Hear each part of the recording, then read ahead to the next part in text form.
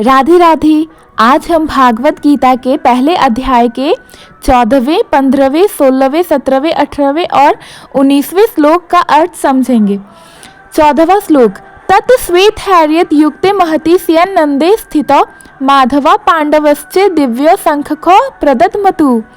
इस श्लोक का अर्थ, कौरव सेना के शंख और वाद्य यंत्रों की गूंज के बाद पांडव सेना के प्रमुख योद्धाओं ने भी अपने दिव्य शंखों का नाद किया। श्री कृष्ण और अर्जुन, जो श्वेत अश्वों से युक्त एक महान रथ पर स्थित थे, उन्होंने भी अपने दिव्य शंखों से युद्ध का आरंभ किए। अर्जुन और श्री कृष्ण का रथ 4 सफेद अश्वों से युक्त था। यह रथ दिव्य था, जो उनकी शक्ति और श्रेष्ठता का प्रतीक था। रथ के ऊपर युद्ध में विजय का ध्वज लहरा रहा था। श्री कृष्ण, जो माधव कहलाते थे, अर्जुन के सारथी थे। अर्जुन, जो धर्म के लिए युद्ध लड़ रहे थे, अपने रथ पर श्री कृष्ण के साथ स्थित थे। अर्जुन ने अपना दिव्य शंख देवदत्त को बचाया। यह शंख उनकी शक्ति और वीरता का प्रतीक था। श्री कृष्ण ने अपना शंख 5 जन्य बजाया। इस शंख की ध्वनि दिव्यता से भरपूर थी। यह ध्वनि धर्म की स्थापना और अधर्म के विनाश का संकेत थी। श्री कृष्ण और अर्जुन के शंखनाद ने पांडव सेना में उत्साह और आत्मविश्वास भर दिया। कौरव सेना के योद्धा इस दिव्य ध्वनि को सुनकर भयभीत हो गए। यह ध्वनि उनके लिए चेतावनी थी कि पांडवों के साथ स्वयं भगवान श्री कृष्ण हैं। अर्जुन ने अपने धर्म और कर्तव्य को समझते हुए युद्ध का आरंभ किया। श्री कृष्ण ने अर्जुन को कर्तव्य पथ पर बनाए रखने का कार्य किए। यह श्लोक हमें यह सिखाता है कि जब धर्म और सत्य का साथ हो तो दिव्य शक्तियां अपने आप मिलती है। सही नेतृत्व और समर्पण से किसी भी चुनौती का सामना किया जा सकता है। 15वां श्लोक। पांचजन्य हर्षिकेशे देवदत्त धनंजया पौंड्र ददमो महाशंखम भीम कर्मा विक्रोदरा। इस श्लोक का अर्थ है, श्री कृष्ण और अर्जुन के दिव्य शंखनाद के बाद अन्य पांडव योद्धाओं ने भी अपने अपने शंखों का नाद किए। इस श्लोक में श्री कृष्ण, अर्जुन और भीम द्वारा बजाए गए शंखों का विशेष वर्णन किया गया है। पांचजन्य, जो श्री कृष्ण भगवान का शंख था, श्री कृष्ण ने पांचजन्य नामक अपने दिव्य शंख को बजाया। इस शंख की ध्वनि इतनी शक्तिशाली थी कि इससे धर्म और विजय का संदेश प्रसारित हुआ। शंख बजाते समय श्री कृष्ण का स्वरूप शांत और दिव्य था। देवदत्त, जो अर्जुन का शंख था, अर्जुन ने अपने शंख देवदत्त का नाद किए। यह शंख अर्जुन की वीरता और निडरता का प्रतीक था।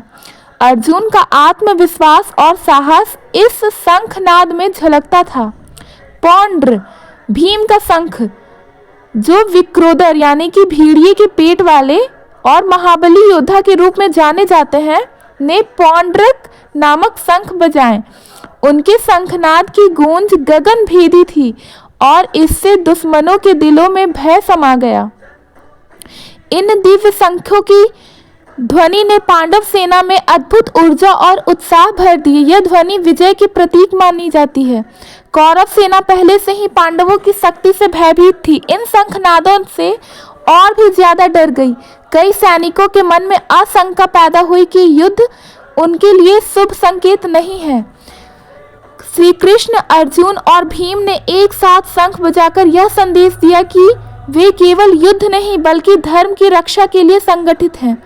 उनका सामूहिक शंखनाद यह साबित करता है कि जब सत्य और धर्म के लिए योद्धा संगठित होते हैं तो उनकी शक्ति अजेय होती है।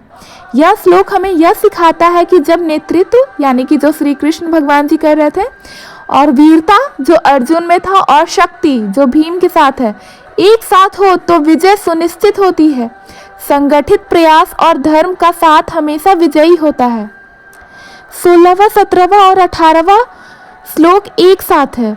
अन्य च बहवः सुरा मदर्थे त्यक्त जीविता नाना शस्त्र प्रहारना सर्वे युद्ध विशारदा सौमदत्तिस्तदा सौभ्यो शल्यश्च समति अंजना पौरुष स्त्री सेनश्च विकर्णश्च महारथा द्रोणिश्च नारायणश्च स्थूमर्था च जयद्रथ। इस श्लोक का अर्थ, युद्ध भूमि में कौरव सेना पूरी तरह से सुसज्जित थी। दुर्योधन ने अपनी सेना में मौजूद महान योद्धाओं का उल्लेख किया। ये योद्धा युद्ध में न केवल कुशल थे बल्कि कौरवों की विजय के लिए अपने प्राण न्यौछावर करने को भी तैयार थे। जैसे कि गुरु द्रोणाचार्य, कौरवों और पांडवों के गुरु जो युद्ध कला में निपुण थे। द्रोणाचार्य ने कौरव के लिए लड़ने का निर्णय लिया, जिससे सेना का मनोबल बढ़ा। भीष्म पितामह युद्ध में सबसे बड़े महारथी जो कौरव सेना का नेतृत्व कर रहे थे। उनकी रणनीति और युद्ध कौशल अपराजेय थी। कृपाचार्य एक और महान गुरु और कौरवों के विश्वास पात्र योद्धा। उनकी रणनीति और समर्पण युद्ध में अत्यधिक महत्वपूर्ण थी। जयद्रथ सिंधु देश का राजा जिसने कौरवों का साथ दिया, उनका कौशल और कूटनीति कौरव सेना के लिए मददगार थी। विकर्ण दुर्योधन के भाइयों में से एकमात्र ऐसा व्यक्ति जिसने धर्म और अधर्म के बीच अंतर समझा, फिर भी वह कौरव सेना का हिस्सा बना रहा। अश्वत्थामा गुरु द्रोण के पुत्र जिनमें अपार क्रोध और ऊर्जा थी, उनकी गिनती सबसे खतरनाक योद्धाओं में होती है। कर्ण को दुर्योधन का सबसे भरोसेमंद सहयोगी माना जाता है। उनकी धनुर्विद्या और अद्भुत पराक्रम कौरव सेना की ताकत बढ़ाते हैं। योद्धाओं ने अपने शस्त्रों और दिव्यास्त्रों से युद्ध की तैयारी की। उनके पास तलवार, गदा, धनुष और अनेकों दिव्यास्त्र थे। दुर्योधन और भीष्म ने सेना के संचालन और रणनीति पर चर्चा की। सेना को विभाजित कर उसे अलग अलग दिशाओं में तैनात किया। दुर्योधन ने अपनी सेना को यह याद दिलाया कि यह युद्ध उनकी प्रतिष्ठा और अस्तित्व के लिए है। उनके शब्दों ने सैनिकों के मन में दृढ़ता और आक्रोश भरा। यह तीनों श्लोक यह दर्शाता है कि युद्ध में केवल शस्त्र और शक्ति ही नहीं, बल्कि समर्पण और रणनीति भी महत्वपूर्ण भूमिका निभाते हैं। कौरव सेना में अनुशासन और समर्पण के बावजूद उनके उद्देश्यों में अधर्म था। 19वां श्लोक, सघोषो धृतराष्ट्राणा हृदयानि व्याद्रता नभश्च पृथ्वी चैव तुमु लोभ्य नान्दयना। इस श्लोक का अर्थ, पांडवों के दिव्य शंखनाद की गूंज इतनी प्रचंड थी कि उसने कौरव सेना के योद्धाओं के दिलों में भय उत्पन्न कर दिया। यह शंखनाद युद्ध भूमि में धरती और आकाश दोनों में गूंज उठा और उसका प्रभाव ऐसा था कि कौरवों की आत्मा तक कांप उठी।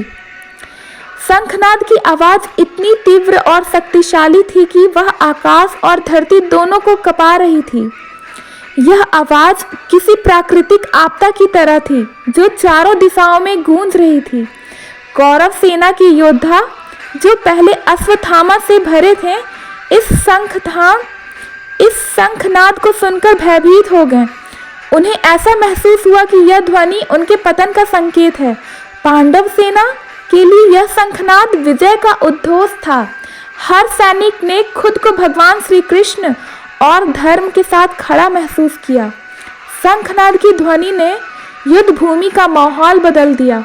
यह केवल युद्ध की शुरुआत नहीं, बल्कि धर्म और अधर्म के खिलाफ लड़ाई का प्रतीक बन गया।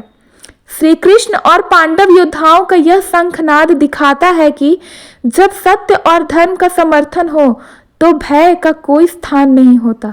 यह ध्वनि केवल एक युद्ध की घोषणा नहीं थी, बल्कि एक संदेश था कि धर्म के मार्ग पर चलने वालों को कोई पराजित नहीं कर सकता। यह श्लोक हमें यह सिखाता है कि आत्मविश्वास और धर्म के प्रति समर्पण से बड़ी विपत्ति का सामना किया जा सकता है। जब आपके इरादे मजबूत हो और मार्ग धर्ममय हो तो जीत सुनिश्चित है। धन्यवाद। अगर आपको यह कहानी पसंद आई तो इसे लाइक करिए, हमारे चैनल को सब्सक्राइब कीजिए। धन्यवाद।